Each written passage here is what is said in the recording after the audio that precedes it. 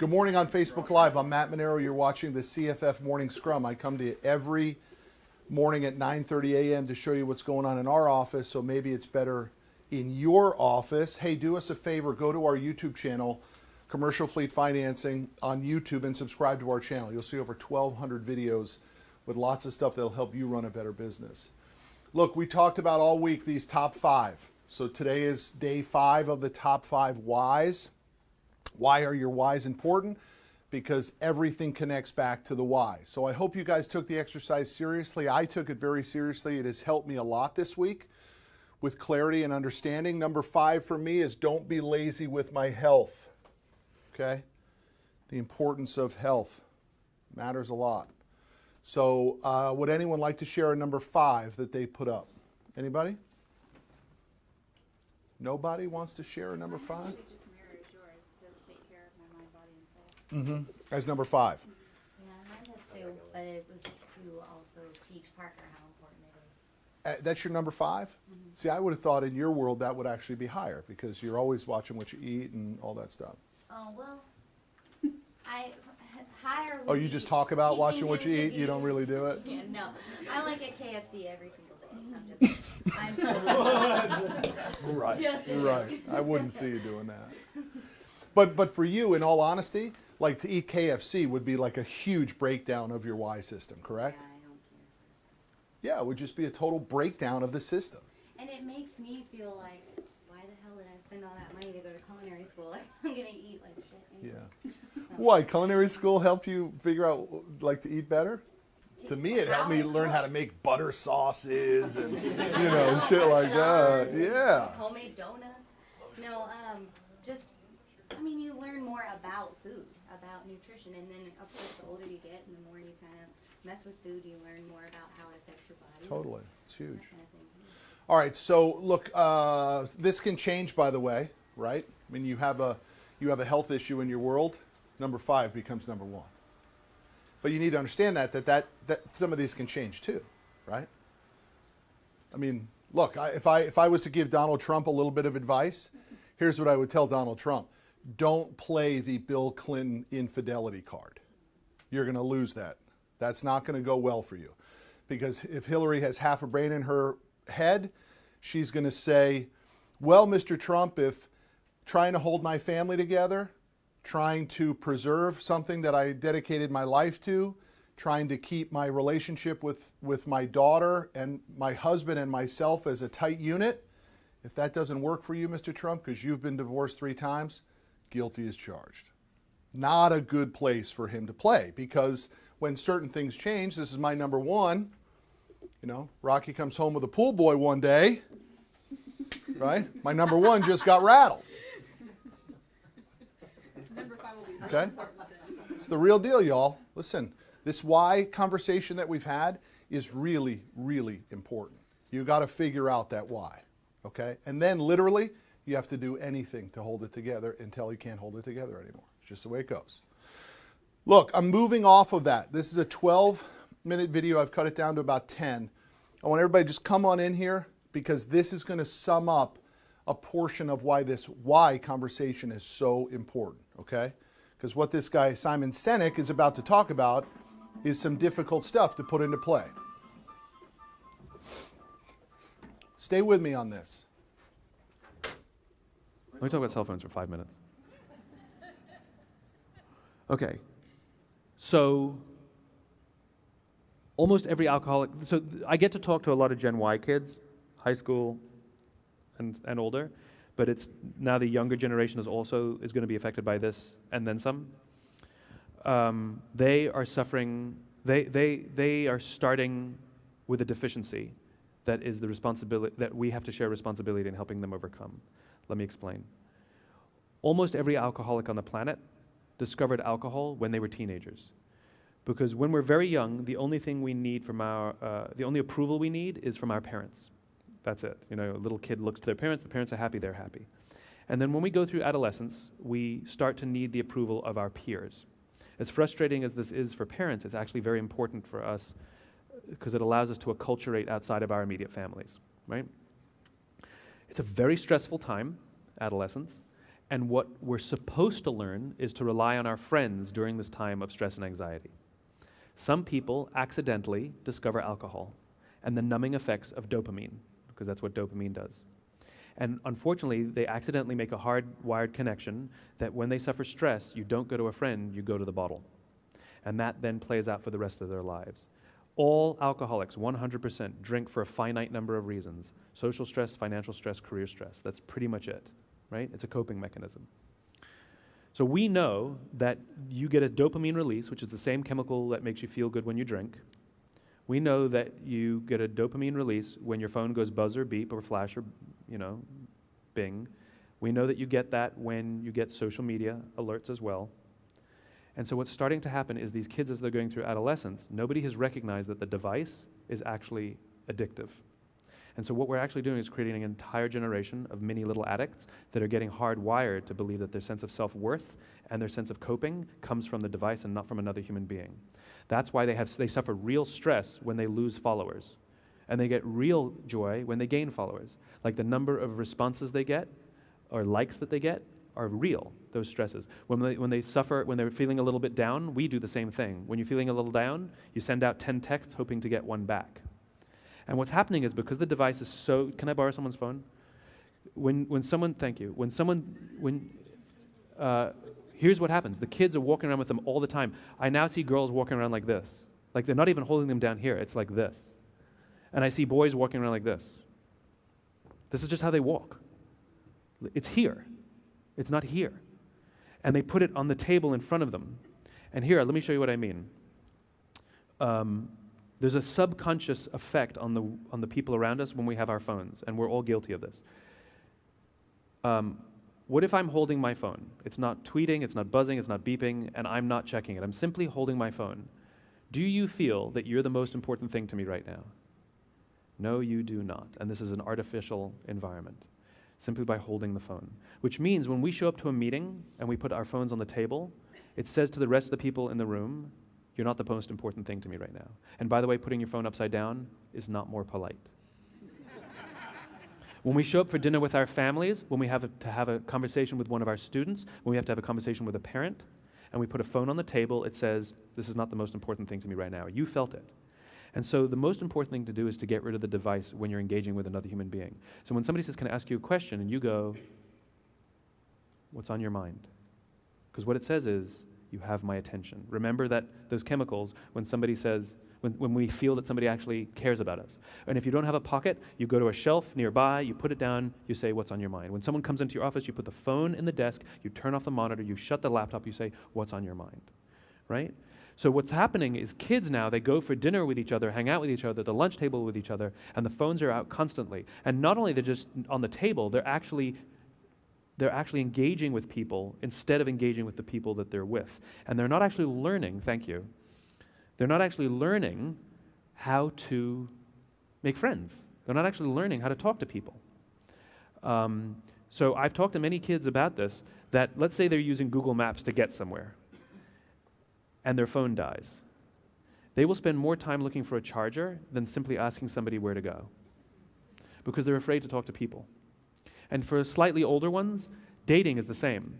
You swipe right, and that's it, you can get a date, right? Like dating has been made so easy, it's instant gratification, and this is part of the problem. They're growing up in a world of instant gratification, where if you want to buy something, you go on Amazon, it shows up the next day. You want to watch a movie, you just log on and watch it. You don't check movie times. You want to watch TV, you don't wait week to week to week. You just binge watch over a weekend. If you want to get a date, you just log on and you can get a date, like no problem.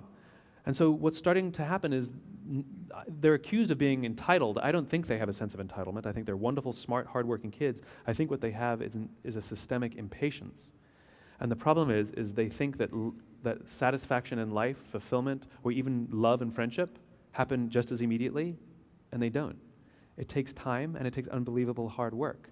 And the problem is they're not learning the skills to make friends. They're not learning the skills to fall in love. They're not learning the skills to talk to people. They're not learning the skills to find fulfillment, because it's slow and it's boring and it's human. And we're starting to see the results. We're starting to see suicides on the rise. Nobody kills themselves because they're hungry. They kill themselves because they're lonely. We're starting to see school shootings on the rise. In the 1960s, there was 1. In the 1980s, there were 27. In the 1990s, there were 58. In the past decade, we've had over 120. 70% were perpetrated by kids born after the year 1980. Most of them were about 15 years old. And though we have no good science on it, we know anecdotally that they spent a disproportionate amount of their social lives, online. Human relationships is what makes people happy. This is why solitary confinement is considered torture in many places. And what we're doing is basically solitary confinement. We've taken the kids away from each other, and they're engaging with their phones more than anything. I, for one, do not believe there should be a phone in a school. There should definitely not be a phone in a classroom, and I don't know why you need the internet in a classroom either. Whatever they're using, they can use. I do not understand. Because and the reason I'm draconian about it is the same reason we take the alcohol out of the alcoholic's home, because you can't trust the willpower. It's too powerful. It is addiction. It is addiction. We aren't even good at putting our phones away. And so now you're going to ask a 12-year-old, a 10-year-old, and a 9-year-old to do it? We're out of our minds. The only way to do it is to take the phone away, to ban them in a classroom and ban them in a school. They will hate it at the beginning and then watch what happens. I'll give you some personal experiences. So when I go in to do workshops with people, I'll sit with a room full of executives. And the first thing I do is I take a bucket or a bowl and I walk around the room and I make them throw their phones in the bucket or the bowl. I get very dirty looks and they are not happy. These are some senior executives that go like this, right? And I take all the phones away and I put them on the side and then we start the workshop. Here's what happens. Within a few minutes, everybody relaxes. People talk to each other. And the most important thing is the breaks. Because usually what happens in a break, and I watch it happen here too, as soon as we stand up, we go like this. You're all nice and respectful when I'm on the stage, but as soon as we stop, everybody's checking in, right? Now, as an aside, there's no quicker way to undermine the trust in your people than to feel the need that you have to check in every hour, as opposed to saying, hey guys, I'm going to be out for a day, you got this, I trust you, right? Make it green, check with Steve, you know? But that's what we do, we respond to everything. But worse, we're not engaging with each other. The value of these events is each other. And so when I take these phones away from these executives, in the breaks, they sit and they talk to each other.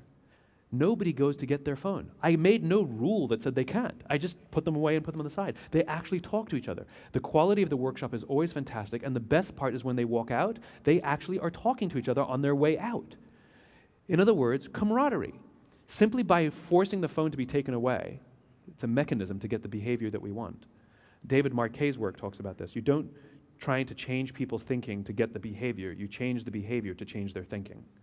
And so sometimes you have to force it. There should never, ever, ever be a cell phone in a conference room. I don't care if you're with each other or with your parents, whatever, or you're meeting with your students. Theirs or yours. There should never be a cell phone out in any kind of conference room ever, because the quality of the meetings goes up. And I promise you, even though people will grumble and even though they'll hate it, and even though parents will say, what about an emergency? Here's what you do in an emergency. Call this number, it's the school. Tell us, little Jimmy, something happened to his grandmother, and we'll go get little Jimmy for you. Old school, right? Like, I got it, there's an emergency. That doesn't mean the kid has to have a phone on the whole time, because the negative impact is not worth the benefit. And at the end of the day, how many kids have really been called up because of emergencies on their phones? I mean, you know? In my world, I would love to put chicken wire inside the sheetrock of all the schools so the phones just don't work. And it'd be like, AT&T, you know? Anyway, my point is what'll start to happen is simply by removing the device, including the cafeteria. I'm not talking classroom, I'm talking everywhere. You'll start to see the kids talking and learning how to communicate and learning how to build social relationships, learning how to talk to each other, learning how to talk to their teachers, learning how to talk to their parents. They will acculturate and socialize. There's skills that they're lacking that are manifesting in things like depression, suicide, and school shootings later on in life. Those are the worst case scenarios. The best case scenario is you just hate your life and live your life just going through life thinking life sucks and not really loving your friends. Colleges now are dealing with unprecedented numbers of people dropping out or taking leaves of absences because of depression. It all starts here.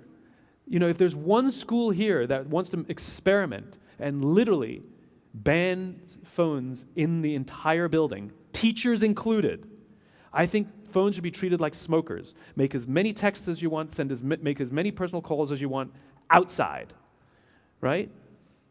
At least smokers are social. At least they go out with each other.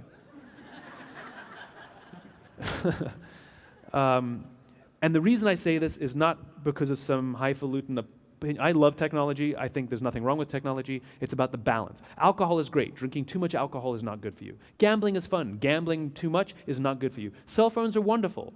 Out of balance, they're absolutely addictive and destructive to the relationships of human beings. And I bet one school could demonstrate not only grades will improve, relationships will improve, bullying will improve, all of that sort of is mitigated simply because the kids are learning to talk to each other. So I wanted to bring it up because it's a very real problem with adults as well as the teachers. Because remember, leadership starts at the top, which means if we can't tell the kids not to use their phones if we use ours. Teachers can't use them either. There can be a place to use them, teacher's lounge maybe, after school, but not in the classroom. It matters. I've been doing it myself. I go out with my friends now, and I go out for dinner and I hand my phone to my friend. Whoever I'm with, I'll give them my phone. I have no access to it now.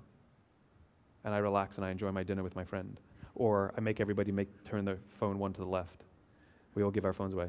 It's the funniest thing. Somebody goes to the bathroom. What's the first thing we do? We pull our phone out. And, God forbid we should just enjoy the surroundings for 4 minutes. Or if somebody else brings their phone out, we have to, because we feel uncomfortable just sort of standing there, so we bring our phone out too. It's what happens. It's what happens. It has a ripple effect. Anyway, I've beaten that horse a lot. A couple takeaways for anybody who wants it. Not that my version of it is the best or the only one, but my son John, right, going to be president of the United States, all that sort of stuff, right? I actually believe that with 100% certainty. If actually being president of the United States is what it was maybe a decade ago, right? What it is now just seems like a circus, but he certainly has that ability. But I watched him stay up all night because one of his buddies is up all night. So he'll fall asleep for an hour and then the phone goes off, right? Then it gets into a conversation. And I watched the tiredness and the exhaustion come over him day after day of that.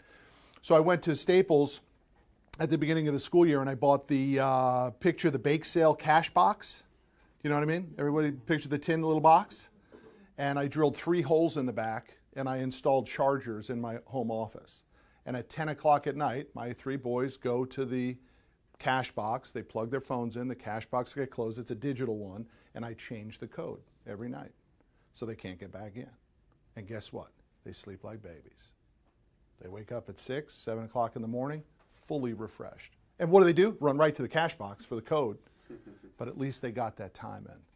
On my personal cell phone, I was getting so caught up in checking these social media messages, which are important. There could be some leads, there could be some feedback. But now I took all the icons off the home page of my cell phone. I put them into one specific folder. I moved it to the second page of my cell phone, and I checked them at 9, 12, and 3 o'clock. I built a rhythm about social media checking. 9, 12, 3 o'clock, get them off the home page and put them over here. Get them out of your way. And you know what? A day later, you're like, I don't even feel like checking my social media. Okay? I mean, you have to take this stuff seriously if it's important to you because of this stuff. Right? Helping my boys and others reach their full potential is not fighting them for my attention when I'm trying to teach them lessons and they want to talk about Snapchat. It's a real problem. This is no joke. Now, why would I, as the leader of the organization, take 15 minutes out of the day to show you guys this? Because if you don't have the home unit dialed in, you ain't going to get the business unit dialed in. And I believe this stuff is important. What's going on at home impacts you positively or negatively at work. So I think it's important. If this is so meaningful to me, I think it's important to bring to you guys. Does anyone have any comments on this or examples of things? I mean, I've already been kind of implementing that. When I go to dinner with Allie, I don't even bring my phone with me. I make sure that that's our time So to smart. talk and things of that sort. So even when I'm at home, most of the time my phone's on my charger. I can hear if it rings, but we don't use our phones. We might use a laptop once in a while, but I think it's a little bit different because we're usually doing something with it. Has she ever said to you, wow, Ish, I really appreciate that you don't interrupt our date night with your phone? No, but I mean, she doesn't have Leverage up, Ish. Use that one, man. Make sure she gives you credit for that, Ish. to, but yeah, That's cool. something that's Hey, but one of the things that you were kind of about to touch on, but I don't think you did, You know, one of the other important factors with this, right, is that this isn't something that's set in stone, right? And so y'all have to acknowledge the fact that what you wrote down as your top fives, those are ever changing, right? I mean, you might even want to get into the habit of at the beginning of the month, make sure that they're still in line with where you are and where you want to go. Because you're right, health could all, you have a health issue, all of a sudden, you know, what used to be number 7 now becomes number 1, right? You could have, you know, whatever, downturn in the economy, I mean, whatever the situation is, right? But the important thing is that you go back and you revise them and you look at them, because that's when you really see, oh man, I dropped the ball here, right? I missed this goal. I missed this opportunity. I didn't. So maybe it'll remind you to, you know, get back on it, right? Hey, 2 things that have to happen though. You got to have some guts, because I was talking to a guy about this the other day. He said that when he goes out with his buddies, they all put their cell phones in the middle of the table. The first person to reach for the phone pays the bill. All right? So you got to have guts to be able to say, I want you in my life because you are someone who influences my whys. I like hanging out with you, but I want our time to be our time. So I have this rule with my friends that we put this in the middle of the table. Right? That takes guts. You got to be able to stand for something. That's why these whys become so important, guys and gals. Because if the why isn't tight, what do you stand for? What is it? I just go with the flow. Well, guess what, y'all? You go with the flow. You know who you end up like? My mom. Married and divorced 3 times. Living on a little house above the garage at my sister's place, living on $1,300 a month in Social Security. That's what happens. That's what plays out. You don't take this shit seriously, that's what plays out. Because life at the end wants to bitch slap you around if you don't play it right. That's how it works. These whys are really important. I hope you guys enjoyed the aspect of it, because it's not going to go away. It's important stuff. It's the difference between an incredible life by design and a life that just slapped you around the whole time. All right? Let's get after it here. Let's go. Thanks for watching, and be sure to subscribe. Also, if you missed our last video, just click here. And if you're a truck driver and you need help with financing, click here and let us help you get the money you need.